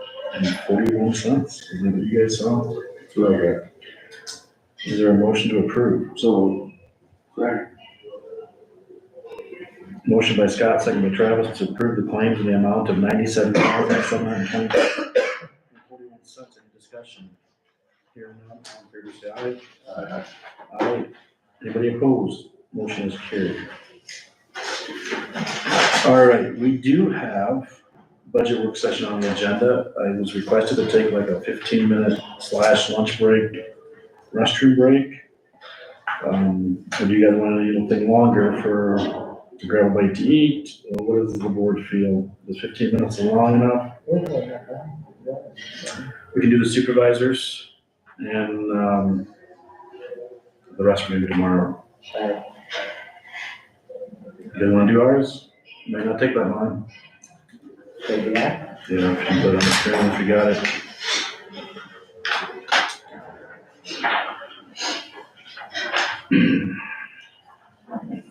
You're right. Tomorrow we have a whole bunch of like buildings and,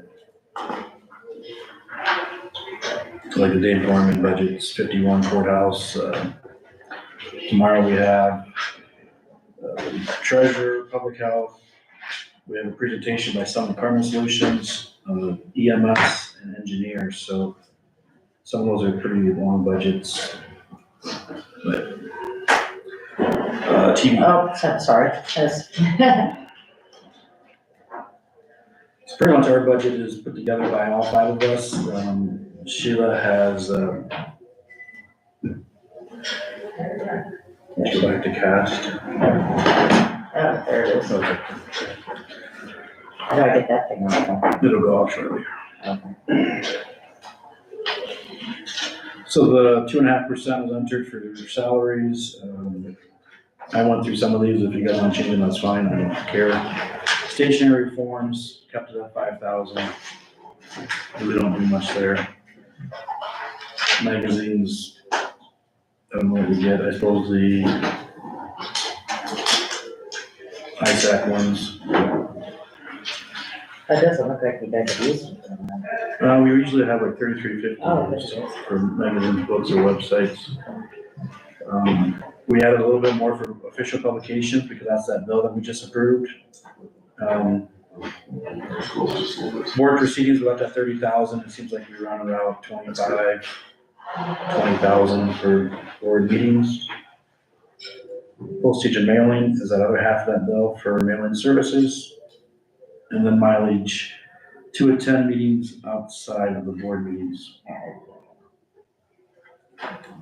Are listed.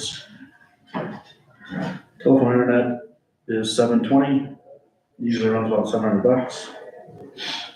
Lodging for the board members.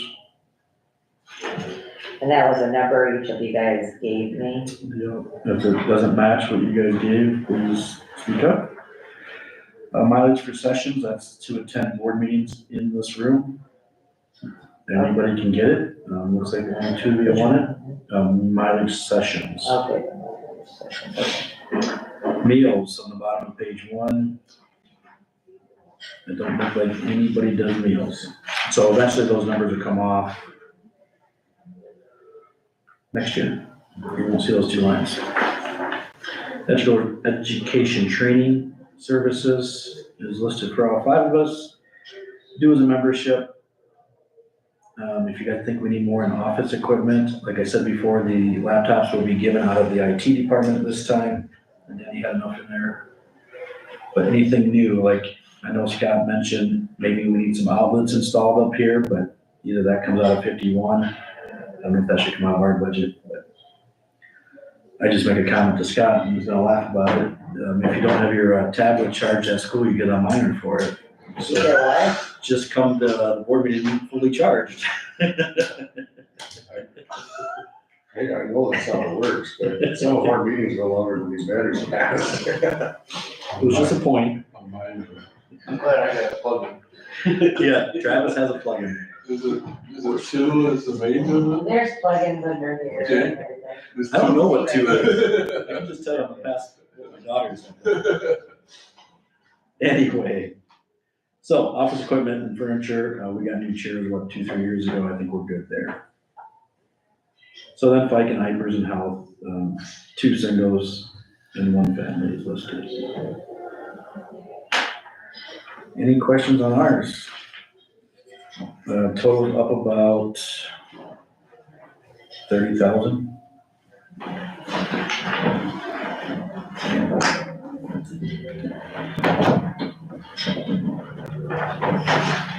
Anything else you guys want to see for tomorrow or miss today? January 15th, I feel the county department's team should have them all submitted to Sheila. They're doing a great job to get those done. On the 20th, which is next Monday, Sheila's supposed to have them all into her office. I don't know if we need them all in Tyler. I think pencil copies is good, but the 20th, we don't have that much. Do you have a list, Sheila, for the 20th? Well, I got a list. It'll be a lot of How those. many have to be done yet? So there's gonna be the 21st? What? What'll be the 21st? That's what we're gonna discuss it. So what I got tentatively for the 20th. Oh, for the 20th, I was thinking this, like this week. So the 20th, we have VA yet, the auditor, courthouse, the buildings of, And we can do the buildings tomorrow too. and we could, They're ready. CSB, LEMC, the Heritage. We still need a presentation by Chickasaw County Tourists. They sent me theirs. They sent you theirs. That one's also, Landfill. landfill, Is Riverview Riverview. Yeah, they have their general. That's what I thought. I thought they had been. Still missing, like 4-H, soil and water.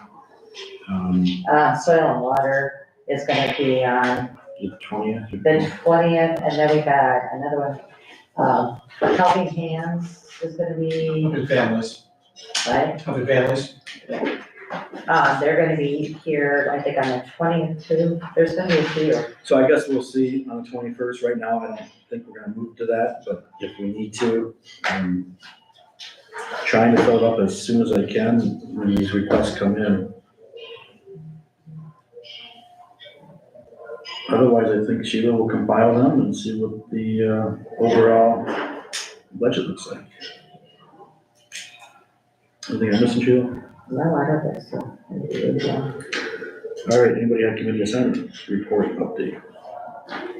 Had a landfill meeting Thursday. The 9th, we had board elections. I was elected board chair of landfill. Dave Swenson from Ione was elected vice chair. Christian Spots, secretary, and Jerry Yeager was elected treasurer. We discussed, raising the tipping fees at the landfill, and it was decided to leave them where they're at for the next year. And we did have our audit report, which came back excellent.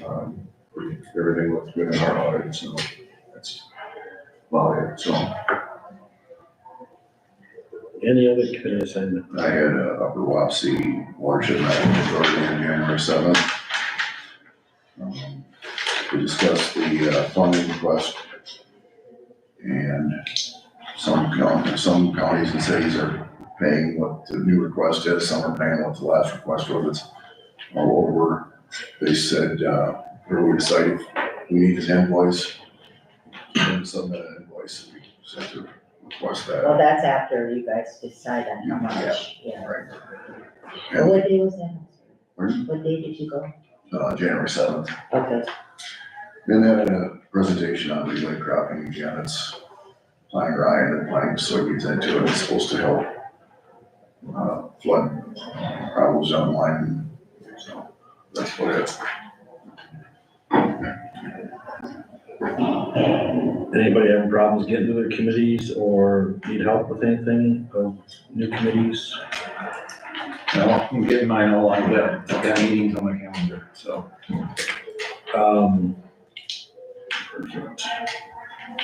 Just an FYI on the laptops, hopefully they're here this week. I've asked Denny to put in the generic Word doc, Excel, internet access,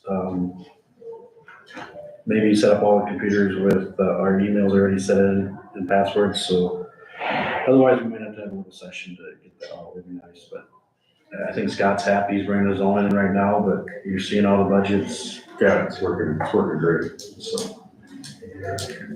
Anything else you guys need from us tomorrow? Otherwise, we can talk about future agenda items tomorrow also. Is there a motion to adjourn? So. Got a motion by Scott, second by Travis to adjourn on 11:31. All in favor, say aye. Aye. Aye, any opposed? Motion carried. Thanks. There is some paperwork here, I believe, for all of us. This one. That one's mine. Okay. Yeah. Got it on, should I shut it off?